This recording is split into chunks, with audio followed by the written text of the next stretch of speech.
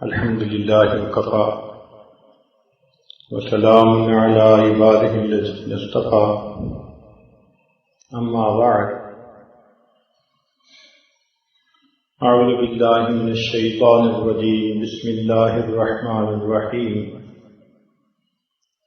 وإذ جعلنا البيت مثابة للناس وأمنا سبحان ربك رب العزة عما يصفون وسلام على المرسلين والحمد لله رب العالمين اللهم صل على سيدنا محمد وعلى آل سيدنا محمد وبارك وسلم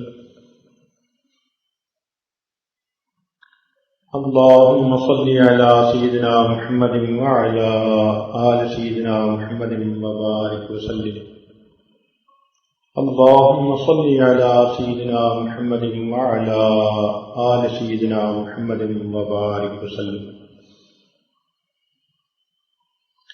سیدنا ابراہیم خلیل اللہ علیہ السلام نے جب اللہ رب العزت کا گھر بنایا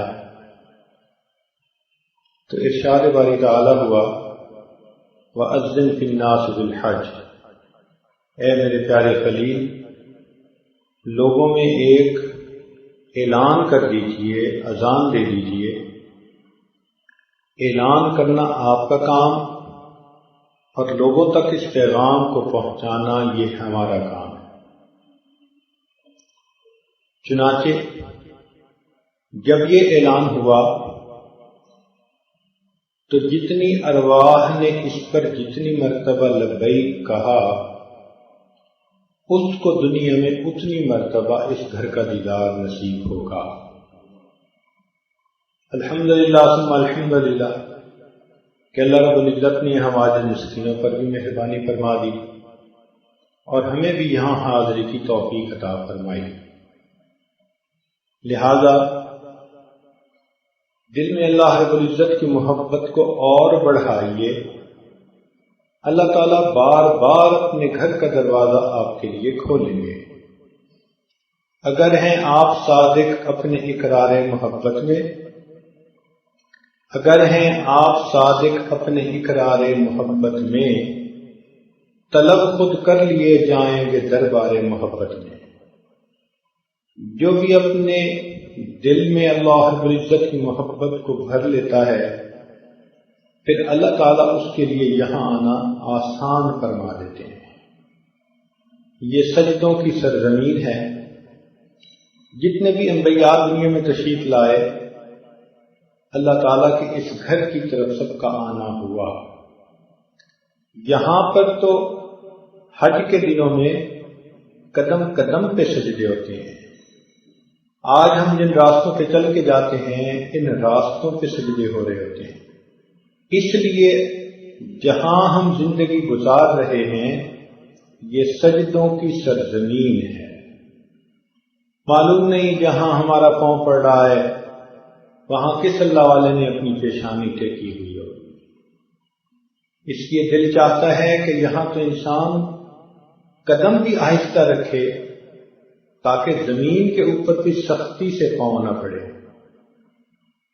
بیت اللہ شریف اللہ رب العزت کی تجلیات کا نمونہ ہے، مظہر ہے، اس کا اپنا ایک جمال ہے۔ اب دیکھنے میں تو اس کو کالے غلاف میں لپیٹ دیا گیا، پتھر استعمال ہوا تو وہ بھی کالا۔ تو کئی مرتبہ ذہن میں سوال پیدا ہوتا ہے طالب علم کے کہ آخر کالا لباس کیوں پسند کیا گیا؟ تو سائنس پڑھنے والے طلباء جانتے ہیں کہ جو لائٹ ہے اس میں 7 رنگ ہوتے ہیں۔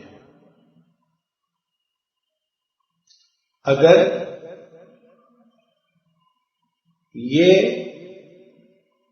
کچھ رنگوں کو جذب کر لے اور کچھ کو واپس بھیجے، ریفلیکٹ کر دے تو وہی رنگ ہمیں نظر آتا ہے۔ چنانچہ سفید کپڑا ساری لائٹ کو واپس بھیجتا ہے تو ہمیں سفید نظر آتا ہے، اور سیاہ کپڑا سارے کے سارے رنگوں کو جذب کرتا ہے، لہذا یہ جو کالا غلاف ہے یہ اس بات کا مظہر ہے کہ جو تجلیات اس پر آ رہی ہیں وہ ساری کی ساری جذب ہو رہی ہیں۔ اللہ رب العزت نے اس گھر کے اندر اتنی استعداد رکھی ہے، آنے والے اب یہاں سے اپنے اپنے ضرب کے مطابق پاتے ہیں۔ جیسے ایک سبیل لگی ہو تو کوئی اپنا گلاس بھر لیتا ہے، کوئی اپنی بوتل بھر لیتا ہے، اور کوئی اپنی مشک بھر لیتا ہے، کوئی فقط ایک پیالہ پانی پی لیتا ہے۔ آنے والوں کی مثال یہی، ایک ہی سبیل اور چشمہ ہے اللہ رب العزت کی تجلیات کا، مگر پینے والوں کی استعداد مختلف ہوتی ہے، لہذا ان کو اپنے اپنے نصیب، اپنے اپنی کوشش کے مطابق یہاں سے حصہ ملتا ہے۔ ایک ہی جیسے دن گزارتے ہیں، جو جتنی تڑپ اور محبت سے گزارتا ہے اس کو اتنا زیادہ حصہ ملتا ہے۔ ہم لوگ تو اپنے گناہوں کو لے کے یہاں آئے، مگر 5 انگلیاں برابر تو نہیں ہوتی۔ کتنے لوگ ہیں جو اپنی تقوی بھری زندگیوں کو لے کر آئے، تہجدوں کی عبادتوں کو لے کر آئے، تنہائیوں میں اللہ تعالیٰ کی عبادتوں کو لے کر آئے، پاک دامنی بھری زندگیاں لے کر آئے، عفیف نگاہیں لے کر یہاں آئے۔ اب ان لوگوں کو یہاں پر اللہ رب العزت کی طرف سے کچھ اور انعام ملتا ہے۔ کیا کیا محبت ہوتی ہے ہم اس کا اندازہ ہی نہیں لگا سکتے۔ چنانچہ ایک مرتبہ ملتزم کے سامنے یہ عابد کھڑا تھا، آگے لوگ تھے جو لکھتے ہوئے تھے، اور میں دعائیں بھی مانگ رہا تھا اور انتظار بھی کر رہا تھا کہ جگہ خالی ہو تو آگے جانا نصیب ہو۔ پیچھے مجھے کسی کی سسکیوں کی آواز محسوس ہوئی، اتنی زیادہ کہ مجھے پیچھے مڑ کر دیکھنا پڑا کہ کون اتنا تڑپ کے رو رہا ہے۔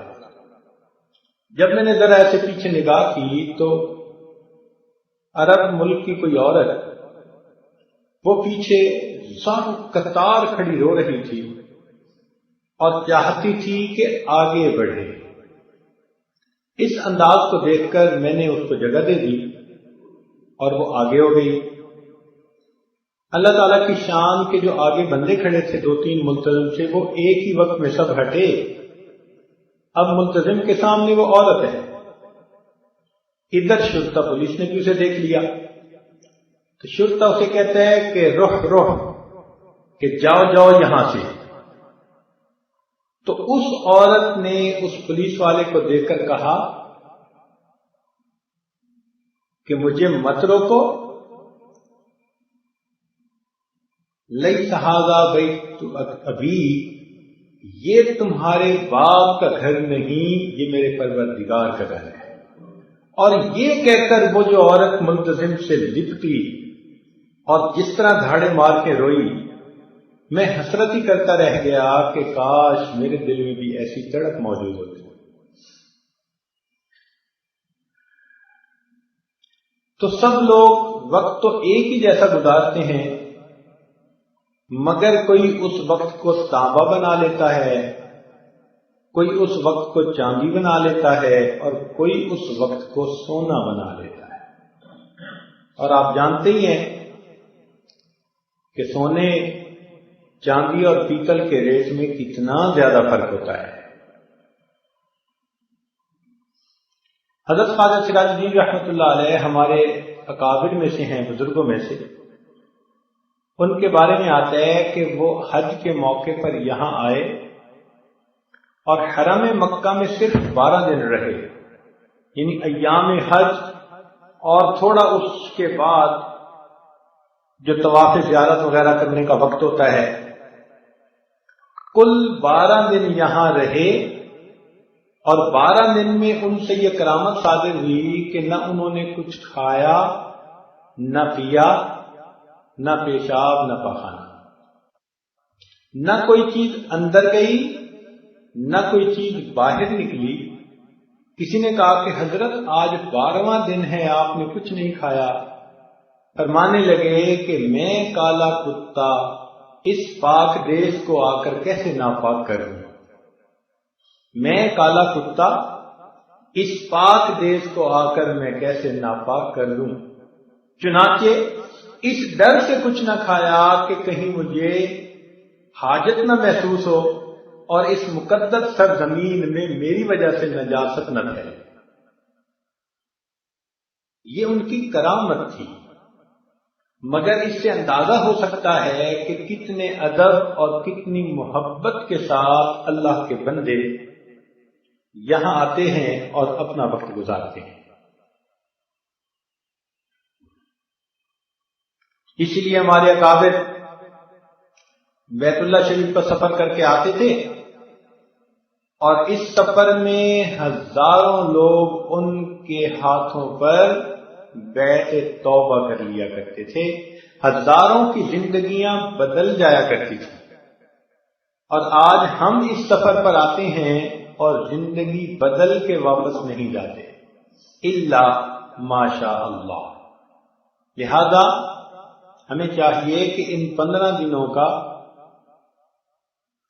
جو نچوڑ ہے وہ یہ کہ ہم اپنی زندگی سے گناہوں کو ختم کر دیں. اللہ تعالیٰ سے دعائیں بھی مانگے کہ اللہ ہمیں طاعات کی عزت نصیب فرما اور ہمیں گناہوں کی ذلت سے محفوظ فرما.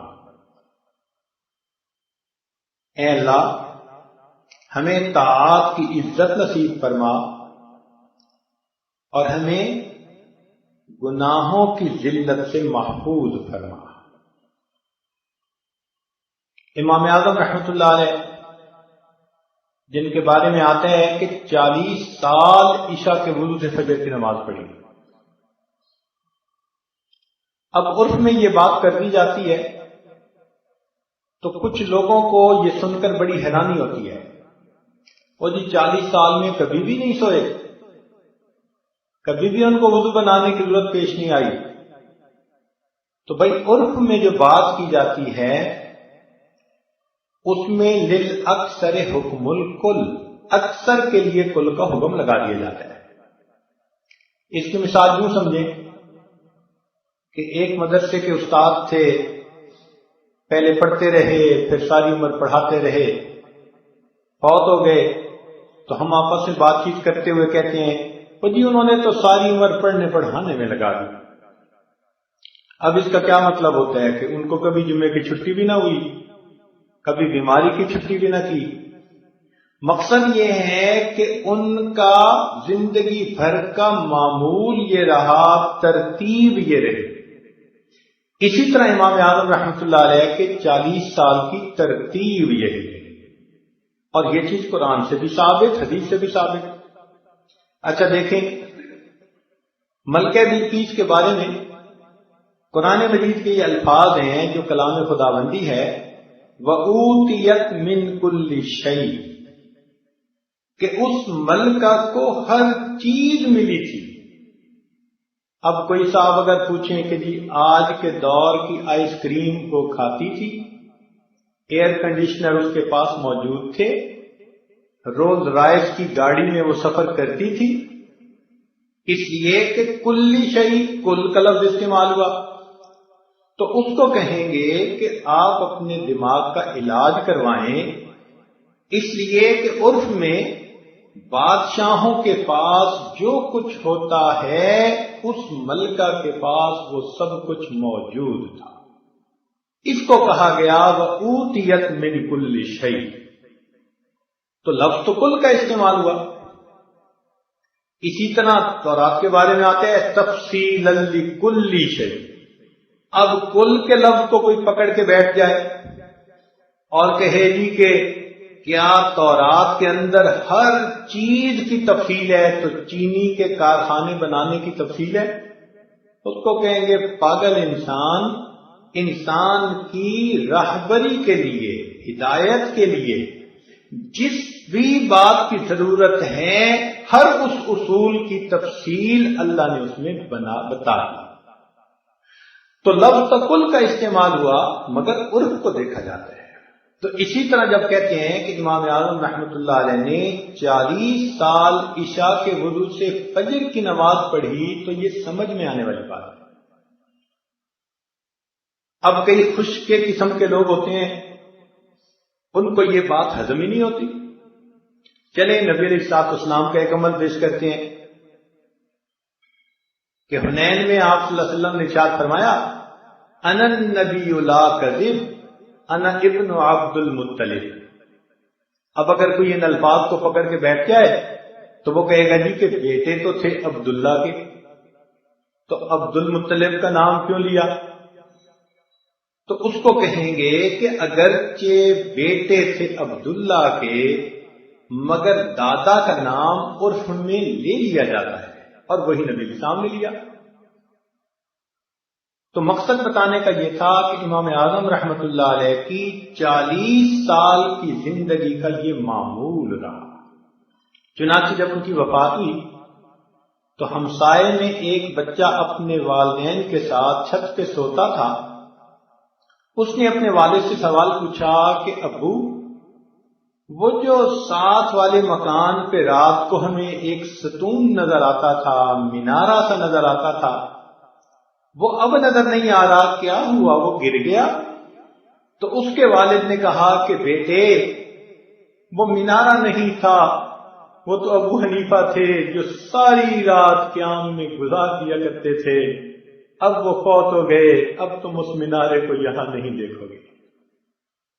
اتنی عبادت جنہوں نے کی، جب وہ حرم کی زیارت کے لیے یہاں آئے تو مقام ابراہیم پہ 2 رکعت نفل میں پورا قرآن مجید پڑھا، اور پھر اس کے بعد دعا مانگی، اللہ ما عبدنا کا حق کا عبادتک وما عرفنا کا حق کا معرفت. اے اللہ، جیسے تیری عبادت کرنے کا حق تھا ہم حق ادا نہیں کر سکے، اور جیسے تیری معرفت کو پانا چاہیے تھا اللہ ہم نہیں پا سکے. اب سوچئے اگر وہ اکابرین اتنا کر کے بھی اللہ سے معافیاں مانگتے تھے تو ہم نے کیا تیر مار لیے تھے، ہم نے کیا بڑی باتیں کر لی. لیکن اگر ہماری ایکسپیکٹیشنز کو دیکھیں تو ہم میں سے ہر بندہ یہ دل میں توقعات رکھتا ہے کہ جو حسن بصری کی کیفیات یہاں آ کر ہوتی تھی وہی ہماری بھی ہونی چاہیے. ایسی بات نہیں ہے. بس یہ تھوڑی بات ہے کہ ہمیں حاضری کی توفیق مل گئی. اس بات کو تھوڑا کھولنا ضروری ہے، کیونکہ عام طور پر مرد بھی یہ سوال پوچھتے ہیں اور عورتیں بھی یہ سوال پوچھ رہی ہیں کہ جی ہم وہ جو کیفیات بزرگوں کی تھیں ہمیں تو محسوس نہیں ہوتی. تو بھائی آئینہ اگر میلا ہوگا تو اس میں تصویر صاف تو نظر نہیں نہ آ سکتی. آئینے دل کو صاف کر لیجئے، ان تجلیات کا عکس آپ کو اس آئینے میں صاف نظر آئے گا. اب یہاں پر آپ کو ایک اصول کی بات سمجھاتے ہیں. اصول کی بات یہ ہے کہ انسان گھر میں رہ کر جیسا کام کرتا ہے یہاں آ کر اس کو اسی کے مطابق اجر ملتا ہے. گھر میں رہ کر کام اور حرم میں آ کر انعام. ذرا توجہ فرمائیے کہ گھر میں رہ کر کام اور حرم میں آ کر انعام. اب ایک مثال سن لیجئے. اگر کچھ بندے نے باکسنگ کا مقابلہ جیتنا ہو تو آپ دیکھیں گی کہ کبھی وہ دوڑتا ہے، کبھی وہ وزن اٹھاتا ہے، مختلف ایکسرسائز کرتا ہے، اور کبھی وہ چمڑے کے بنے ہوئے ایک تکیے کو مکے مارتا ہے. یہ کیا ہے؟ یہ تیاری ہے تاکہ جب یہ بندہ رنگ کے اندر اترے تو یہ پھر اپنے مقابلے کو جیت سکے، انعام پا سکے۔ تو رنگ سے باہر اس کا کام ہوتا ہے، پھر رنگ کے اندر جا کر اس کا انعام ہوتا ہے۔ اور جو بندہ باہر سویا رہے کہ جی مقابلے کے وقت دیکھی جائے گی، تو وہ تو جیسے ہی رنگ میں اترے گا دوسرے کا ایک مکہ بھی برداشت نہیں کر سکے گا، نیچے زمین پہ پڑا ہوگا۔ اسی طرح جو لوگ اپنے گھروں میں اتباع سنت کی زندگی گزارتے ہیں، تقوی و طہارت کی زندگی گزارتے ہیں، اللہ تعالیٰ کے دین کی اشاعت کی زندگی گزارتے ہیں، یہ کام میں لگنے والے لوگ ہیں۔ جب یہ کام کرنے والے حرم میں آتے ہیں تو یہاں ان کے لیے انعام ہوتا ہے۔ ہم اپنے آپ کو ان کے قیاس نہ کریں کہ ہمیں وہ کیفیتیں مل جانی چاہیے، نہیں، ہمارا تو معاملہ بہت ابتدا کا ہے، ہم مبتدی لوگ ہیں۔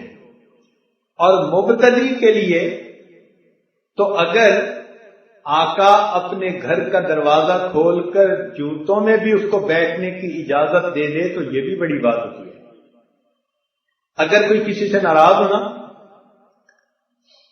اور وہ نوکر چاہے کہ میں آقا کی مجلس میں جاؤں تو وہ یہ کبھی بھی نہیں سوچتا کہ میں آقا کے پاس جا کر مسند پہ بیٹھوں گا، نہیں، وہ تو ڈرتا ڈرتا جاتا ہے اور جوتوں میں ہی بیٹھنے کی کوشش کرتا ہے کہ آقا کی نظر پڑ جائے، اور اگر وہ مجھے دیکھ کے ناراض نہیں ہوتے تو بس یہی کافی ہے۔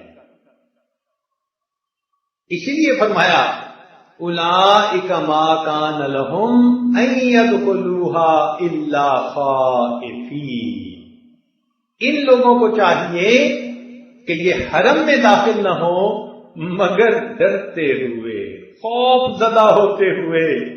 ہم اس دربار میں داخل ہو رہے ہیں جس کے حکموں کو ہم توڑتے پھرے، جس کے حکموں کو ہم نے اپنی پیٹھ کے پیچھے کیے رکھا، جس کے محبوب کی سنتوں کو ہم ذبح کرتے پھرے، ہم وہ مجرم ہیں اور آج اس دربار میں آنا چاہتے ہیں۔ دربار میں داخلے کے وقت اگر جوتوں میں بھی بیٹھنا برداشت کر لیا گیا تو یہی کافی ہے ہمارے۔ وہ غلام یہ نہیں سوچتا کہ مجھے آقا بلائے گا اور اپنے پاس کسی مسند پر بٹھائے گا، نہیں، یہ تو ان لوگوں کی باتیں ہوتی ہیں جو قریبی دوست ہوتے ہیں، جنہوں نے اپنا تعلق جوڑا ہوتا ہے۔ وہ جب آتے ہیں تو ان کو دیکھتے ہی جو صدر مجلس ہوتا ہے وہ بلا کے اپنے پاس بٹھاتا ہے۔ لہذا یہ قیاس مت کریں کہ جو بزرگوں کی کیفیات یہاں بتائی گئی وہ ہم میں سے ہر بندے کی کیفیت ہو جائے گی۔ تو اگر وہ کیفیت نہیں ہوگی تو پھر ہونی کیا چاہیے؟ آخر یہ بات بھی تو سمجھ میں آئے نا کہ بھائی ہم یہاں جو آئے تو ہم یہاں کیا دیکھیں؟ تو دیکھیں یہ کہ ہمارے اندر سے غیر کی محبت ختم ہوئی یا نہیں، نفسانی، شیطانی، شہوانی خواہشات کو ہم نے ہمیشہ کے لیے چھوڑنے کا عہد کیا یا نہیں۔ اگر کر لیا تو آنا قبول، اور اگر دل کی حالت وہی ہے جو گھر میں تھی تو پھر اس کا مطلب یہ ہے کہ بہت ہی پریشان ہونے والی بات ہے۔ کعبہ بھی گئے پر نہ گیا عشق بتوں کا، کعبہ بھی گئے پر نہ گیا عشق بتوں کا، زمزم بھی پیا پر نہ بجھی آگ جگر کی۔ اگر یہاں آ کر بھی ہمارے دل سے غیر نہ نکلا تو پھر یہ غیر کب نکلے گا؟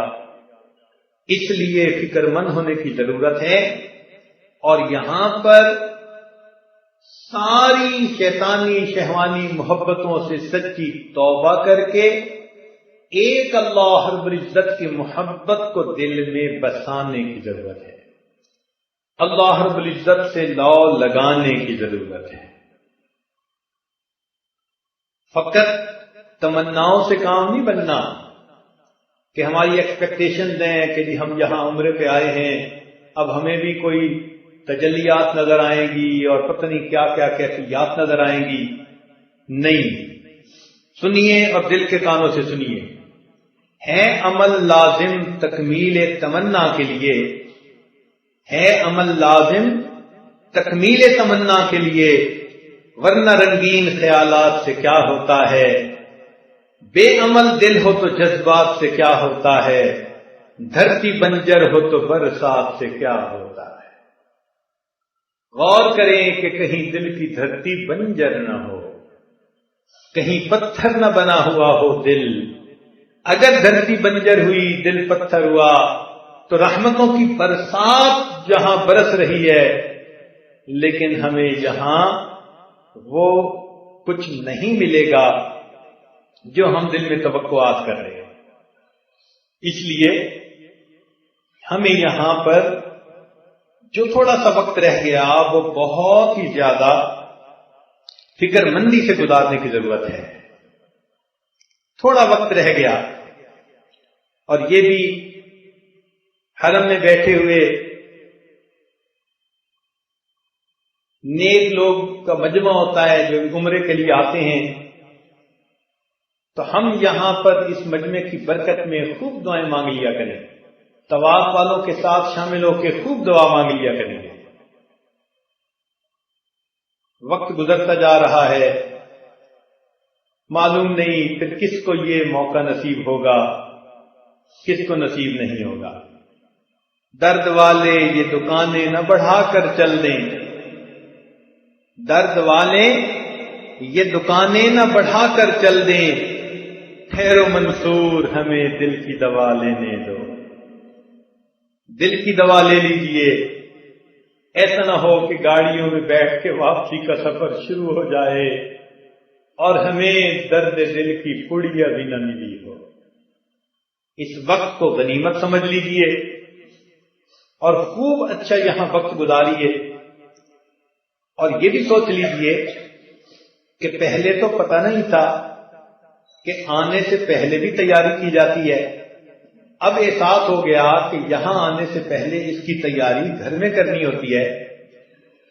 ہم اس نیت سے واپس جائیں کہ اے اللہ ہم گھروں کو جا رہے ہیں، وہاں جا کر نیکی تقوی کی زندگی گزاریں گے، تیاری کریں گے، کام کریں گے، اور پھر یہاں واپس آ کر آپ سے انعام پائیں گے.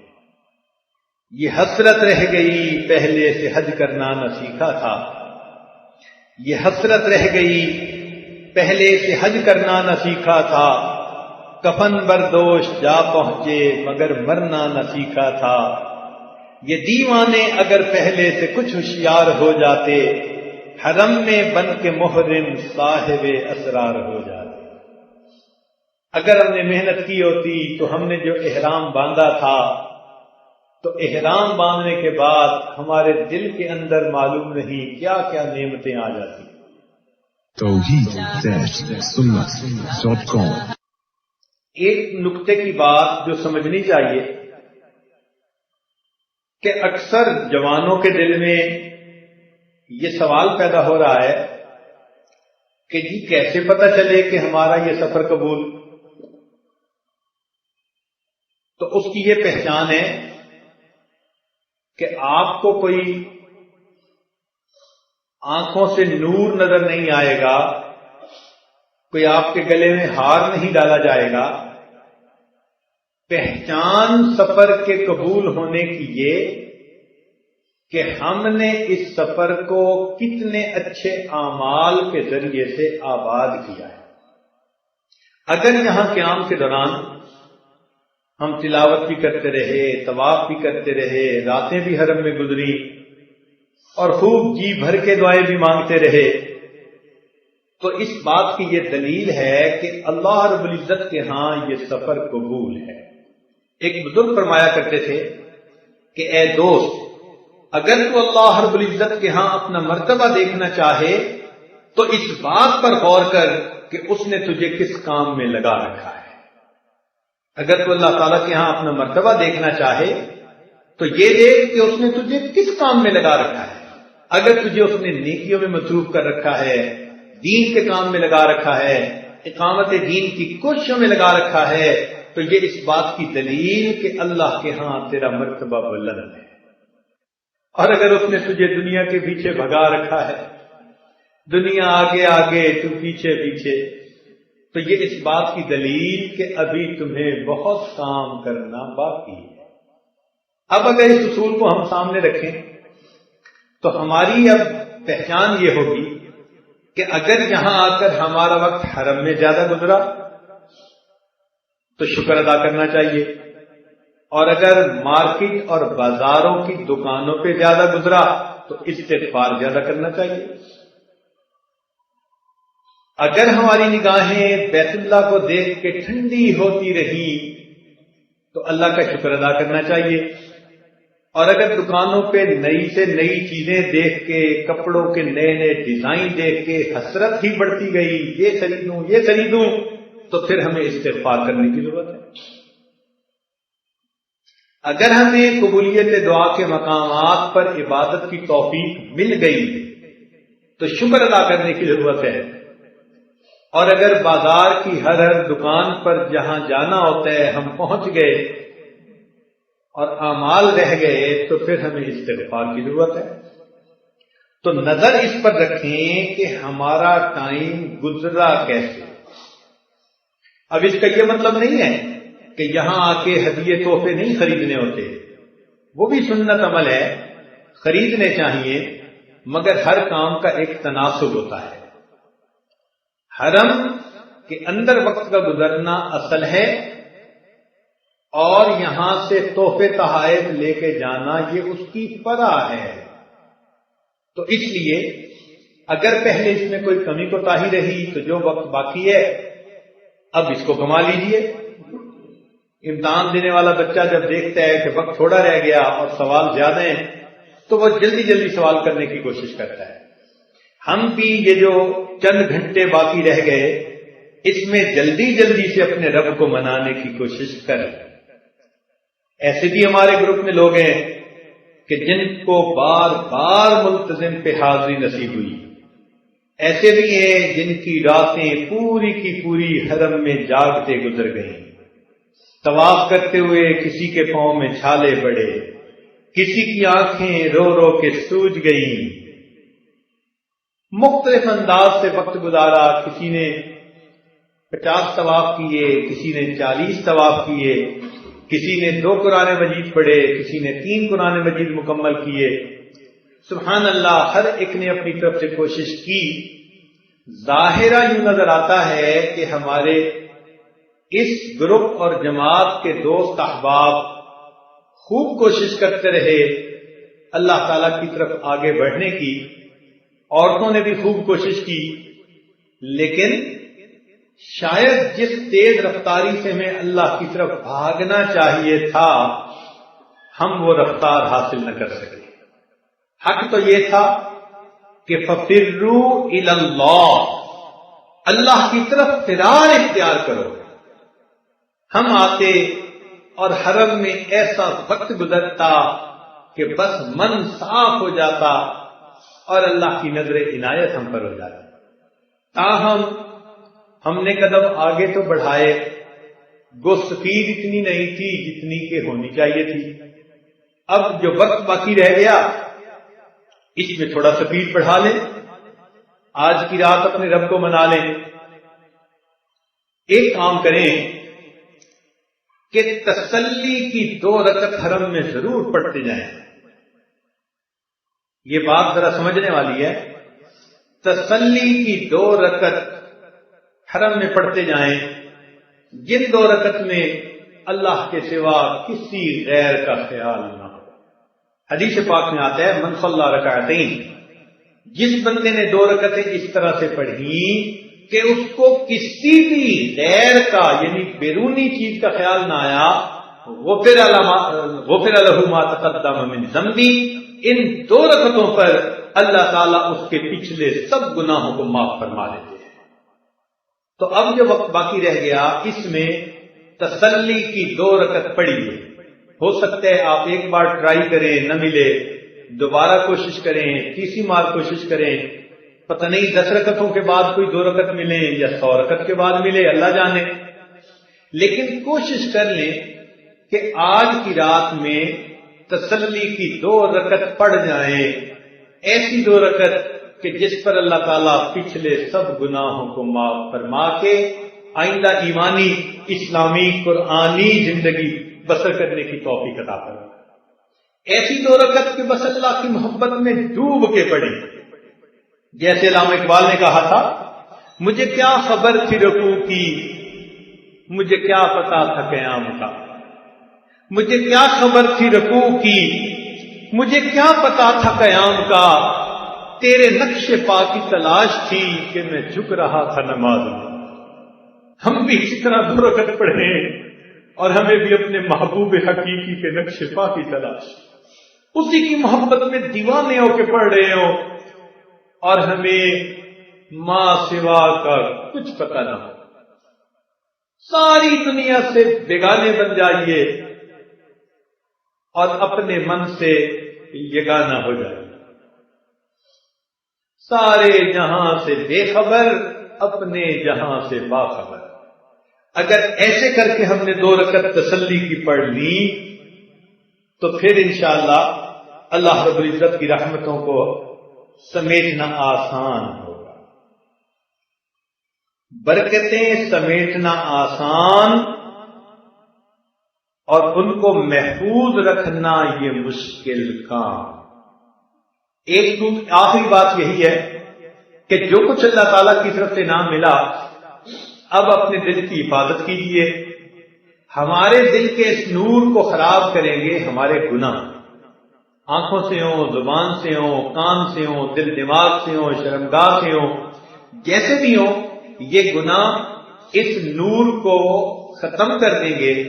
لہذا پکا ارادہ کیجئے کہ ہم نے علم اور ارادے سے گناہ نہیں کرنا، اور جو نعمت اللہ نے اس سفر میں ہمارے دلوں میں عطا کی اس کو ہم نے محفوظ رکھنا ہے۔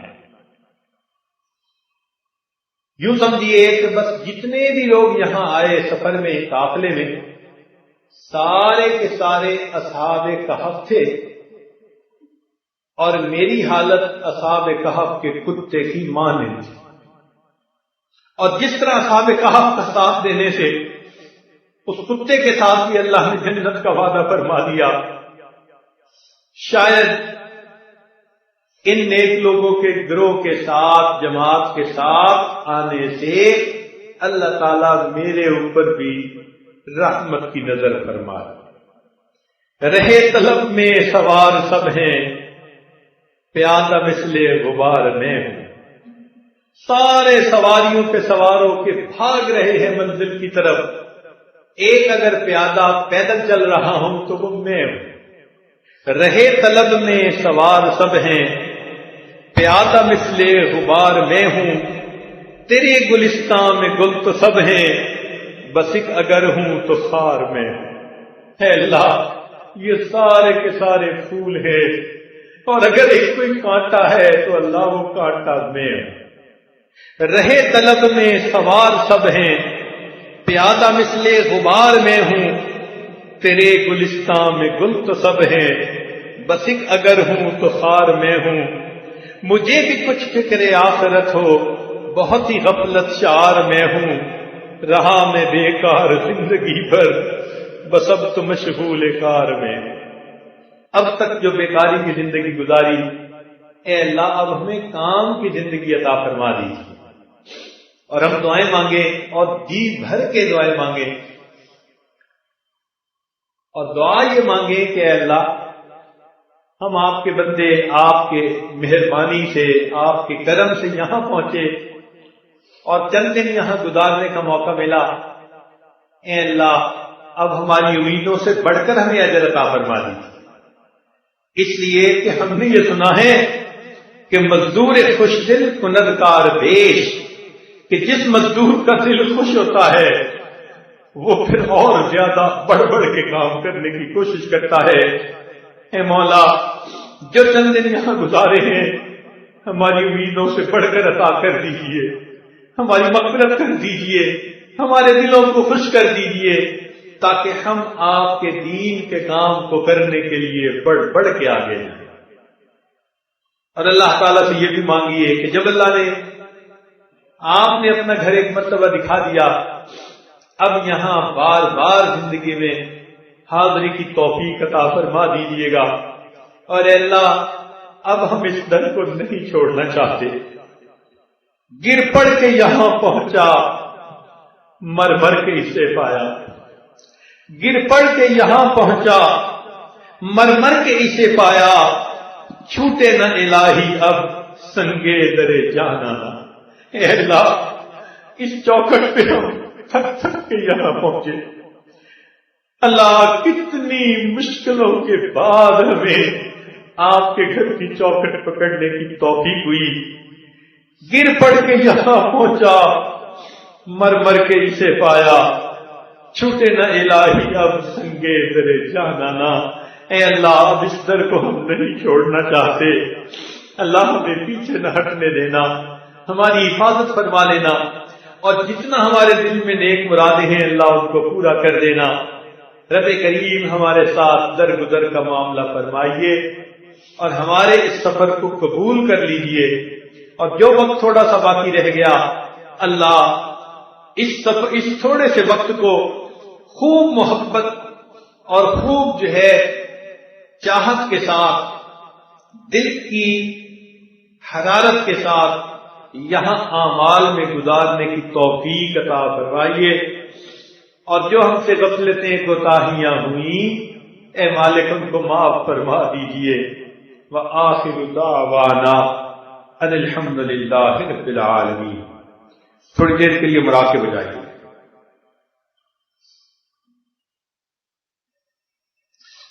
مالی دا کم پانی دینا تے بھر بھر مشکاں پاوے، مالک دا کم پھل پھل لانا، او لاوے یا نہ لاوے، مالی دا کم پانی دینا۔ اے رب کریم، اپنی طرف سے تو بھاگ بھاگ کے طواف کیے، اللہ تیرے سامنے اپنی پیشانیاں بھی سجدے میں جھکائے رکھی، دامن بھی پھیلا کے بیٹھے رہے، ملتزم پہ جا کے بھی لپٹتے پھرے۔ مالی دا کم پانی دینا تے بھر بھر مشکاں پاوے، تے مالک دا کم پھل پھل لانا، او لاوے یا نہ لاوے۔ جے ویکھاں اپنے اپنا دے ول تے کچھ نہیں میرے پلے، جے ویکھاں اپنے اپنا دے ول تے کچھ نہیں میرے پلے، جے ویکھاں تیری رحمت دے ول تے بلے بلے بلے، عدل کرے تے کمب دے جاون اچیاں شاناں والے، عدل کرے تے کمب دے جاون اچیاں شاناں والے، تے فضل کرے تے بخشے جاون میں جیلی منہ کالے،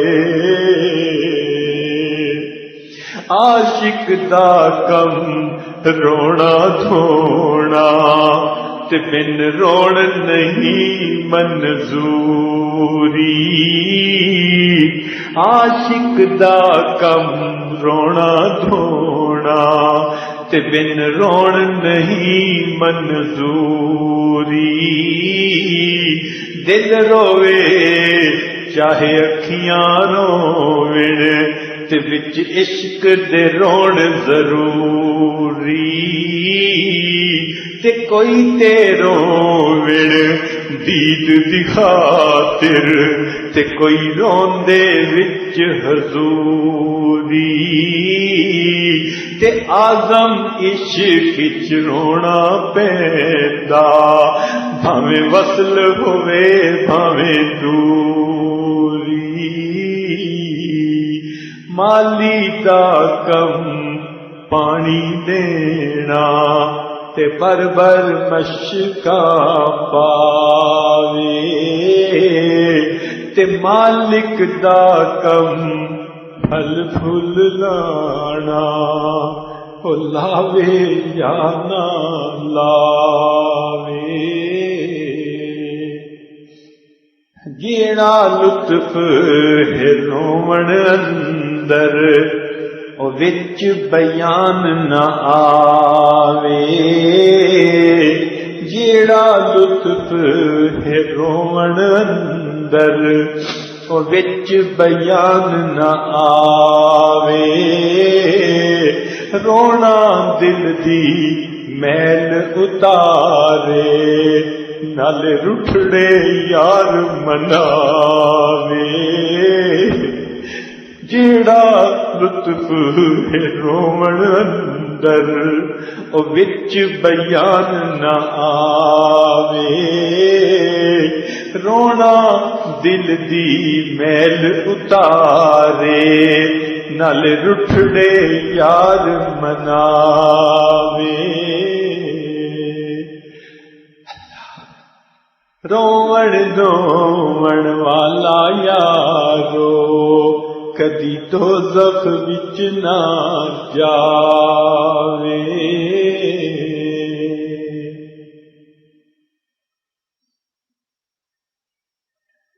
لا الہ الا اللہ محمد رسول اللہ۔ اے مالک ہم آپ کے آج مسکین بندے ہیں، ہمارے گناہوں کو معاف فرما، خطاؤں سے درگزر فرما، عیبوں کی پردہ پوشی فرما۔ اللہ ہماری نگاہوں کو پاک فرما، دلوں کو صاف فرما، سینوں کو اپنی محبت سے لبریز فرما، اپنے عشق کی آتش ہمارے سینوں میں پیدا فرما۔ رب کریم ہمارے سفر کو قبول فرما، اللہ ہماری غفلتوں سے درگزر فرما، بے ادبیوں کو معاف فرما۔ جو کچھ وقت باقی ہے اللہ اس کو آداب کے ساتھ، اعمال کے ساتھ، اخلاص کے ساتھ، حضوری کے ساتھ گزارنے کی توفیق عطا فرما۔ جو بھی دعائیں مانگی ہیں یا دل میں نیک مرادیں ہیں اللہ سب کو پورا فرما۔ رب کریم ہمارے ساتھ رحمت کا معاملہ فرما۔ پروردگار عالم اگر کوئی مندر سے نکل کے جہنم میں چلا جائے اس پر کیا حسرت ہے؟ حسرت تو ان پہ ہوگی جو بیت اللہ میں بھی آئے اور ان کی توبہ قبول نہ ہوئی اور پھر واپس جا کر جہنم میں جا گرے۔